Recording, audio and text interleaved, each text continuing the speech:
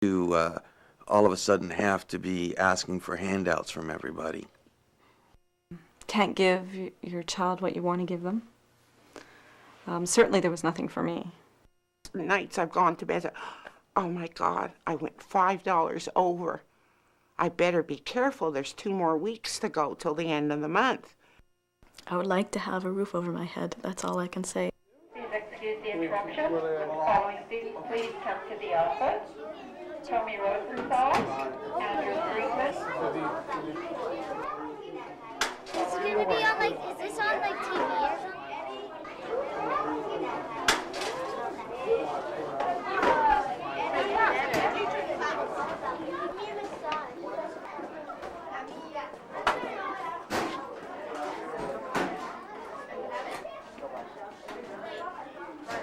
Can I be in the movie?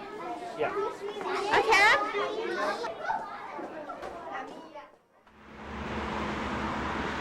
Do you know any poor people? No, I don't know any poor people. Well, no, not really, no. I've seen them many times before on the street and stuff, and once in a while if they're like sitting with a cup, once in a while we'll give them money or food or something.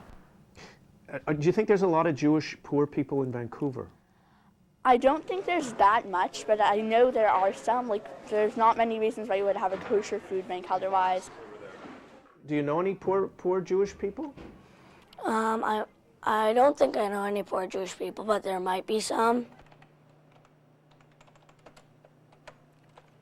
My name is Mishka. I am a 23-year-old homeless person. It's clear that it's high time to call attention to and help impoverished Jews, but the community needs our help too. It is tzedakah to treat us with respect, not paternalism. It is also tzedakah to help us before we ask, but I hope you and the others at the forum will respect our area of expertise. I believe that a lot of us know what we need, so please ask. I can't buy new clothes, I can't go to the movies, I can't rent a video. I just can't, because I just don't have the money. I went from having my own business, being able to support myself, to being an invalid, living off the government. Approximately 2 years ago, my vision started to go from myopic retinal degeneration. I lost my sense of taste and smell. And in my case, I don't exhibit visible disabilities.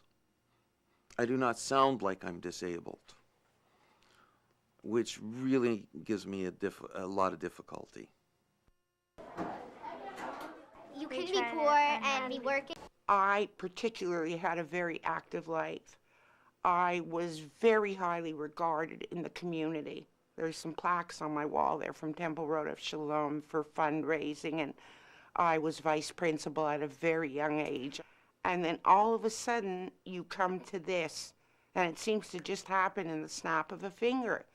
You start losing your friends, your health starts deteriorating. And I say, how can a person who was that end up like this? Nothing to look forward to, struggling with the money. It takes years to learn how to be poor. You suffer terrible experiences like spending all the money you have in the first 2 weeks of the month and the last 2 weeks not knowing what to do. It's a process that you have to learn. I moved from one place to another, wherever I can find maybe a friend to stay with. I was born and raised in Seattle. Kind of working class, aspiring to be middle class. Even when I was there, I had to pretty much find my own food for a long time. That required dumpster diving and other like low-to-the-ground means of subsistence. I want people to understand that it's not a choice. If I worked at McDonald's, I'd still be poor and still have no time of my own to read, to study. My interest in Judaism is a huge part of my interests. Someday, I'd like to go to rabbinical school. If that's not hubris to say that, I don't know. Well, I guess there's poor people all over the city. There's some downtown, there's some on the east side, there's some on the west side. There was the mashed potato phase, and that's when I was just eating mashed potatoes, and there was the soup phase when I had nothing else. Right now I'm in the peanut butter sandwiches and bologna and cheese phase. Nutrition is very important, especially in a depressed person, especially also in a person that takes as many medications as I do. Mommy, can we go to a restaurant? Well, not today.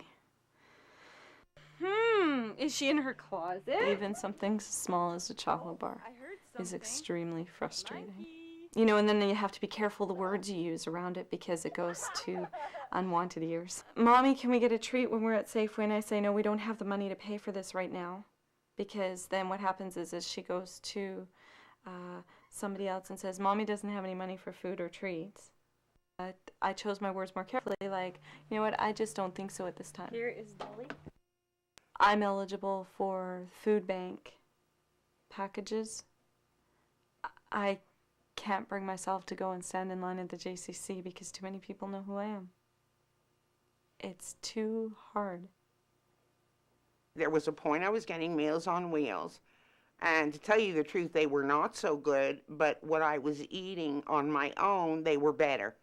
But it was not hidden enough for me. Like, they had to come up the elevator, go into the lobby, who knew which friends were there. It was so embarrassing for me. I couldn't stand the stress, so I stopped it. Sometimes I felt the water was coming in over my head and I was never going to catch air. Sometimes I felt like there's never going to be an end to this, no matter what I do, no matter how much I work, no matter how hard I try to provide. It's just never going to, I'm never going to catch up. It becomes an overwhelming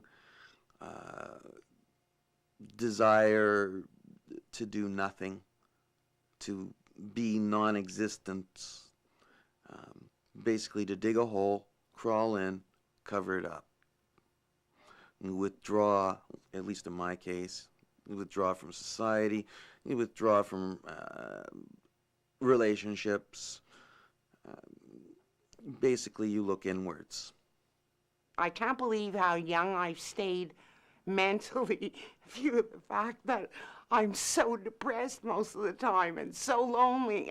There must be a very strong spirit in there somehow. I do a lot of writing and I get my feelings out that way. It's wonderful to be able to express myself to another human being. I enjoyed this experience so much. It has renewed my faith in myself. Where people help people, that sense of community like I had in Montreal, I don't feel here. So I wasn't really interested in getting involved in the community out here. Well, when I lived in Winnipeg, we were a poor Jewish family.